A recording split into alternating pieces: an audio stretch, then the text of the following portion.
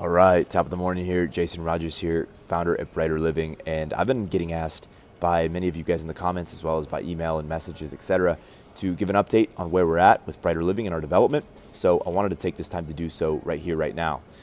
I'm currently first, however, at an airport. I'll give you the general update of my life at the minute.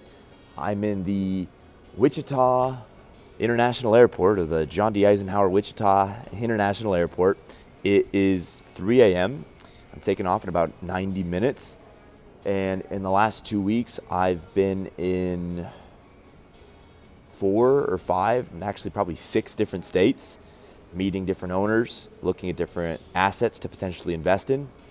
I've been hustling my ass off, negotiating, building relationships with owners, looking at different assets, understanding the risks, view, rewards of those different asset classes. And what I can tell you is that at the time of recording this, it is a Friday. I believe it's Friday, March 28th. I believe that's correct. I don't want to click out of this right now, otherwise I'll lose this video and I won't be able to keep recording if I go through my iPhone and look at the calendar. But I believe it's March 28th right now. It's a Friday, I know that. And by next Sunday, so in 9 days, we will have met with all of the owners and looked at all of the different assets we wanted to look at. And at that point, what we'll probably do is try to come to verbal terms with 2 or 3 or maybe 4 of the owners whose parks we like most. That's really our game plan.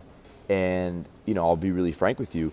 It was our game plan to, I came on YouTube, looked you guys in the face and said, hey, I want to close a deal here in Q1. Well, that's not going to happen.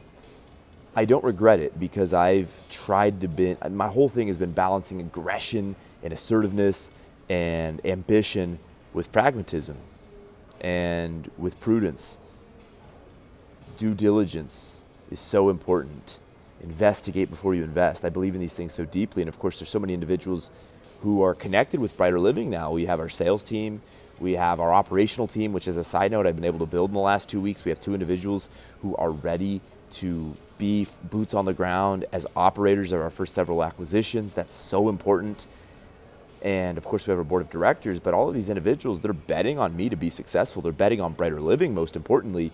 And so for me as the founder, if I'm only aggressive, if the only thing I was looking to do is to do deals as fast as possible, there would be a real chance I would buy a lemon. And once you buy a lemon, you own a lemon. And once you own a lemon, you're in a real position where you could go bankrupt. I'm not a guy with millions of dollars behind me. I'm not a trust fund kid, so I don't have that backup, if you will. And of course, I'm not expecting our board of directors, if I made a mistake, I wouldn't expect them to bail me out, right? This isn't the GM play back in 2008. So we need to buy sustainable cash flow and revenue from day one. And of course, it's so important that the free cash flow covers debt service by 50% or more. Some of you guys are commenting that it's 3% or more. Man, 3% debt coverage ratio, or 3% debt coverage, that's a tough amount. You lose 2% on top line and you're going to go in the red. So you want 50% or more. And so that's very important for us. But also in our industry, there's so many other factors that you have to look at.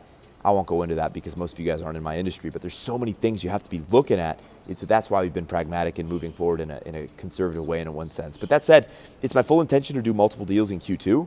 The thing is we have such a robust pipeline of off-market deals because our sales team has been killing it in such a profound way that it makes sense that we will be able to close multiple deals in Q2. My biggest challenge won't be whether or not we can close multiple deals in Q2, because between the deal flow that we have and my sources to tons of different equity players, investors, just sources of capital. We have so many sources of capital that I'm connected to, and that's not even including our board, which I told them, hey, let me prove myself a couple times before I use you guys and use your connections, right? So we're just so connected to capital, and now we have so many different off-market deals we're analyzing.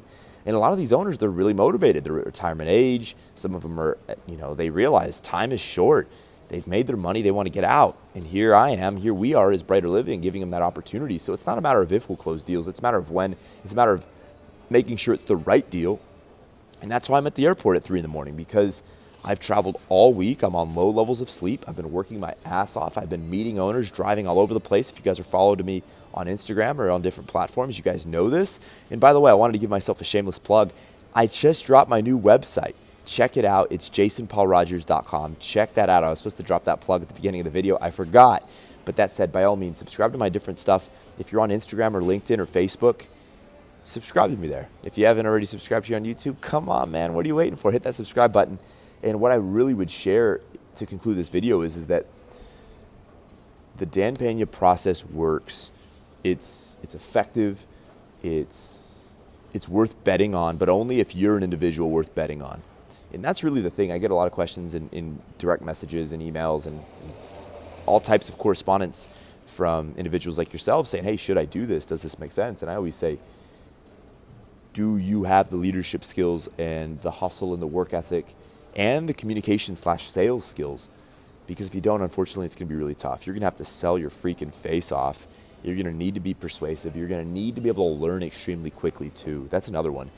I've learned so much about my industry in the last 6 months that now I'm viewed as an industry expert. You know, when I speak with owners, they're looking to me as an industry expert. When I speak to bankers, they quickly can tell, damn, this kid knows, he knows his stuff. And that's so important.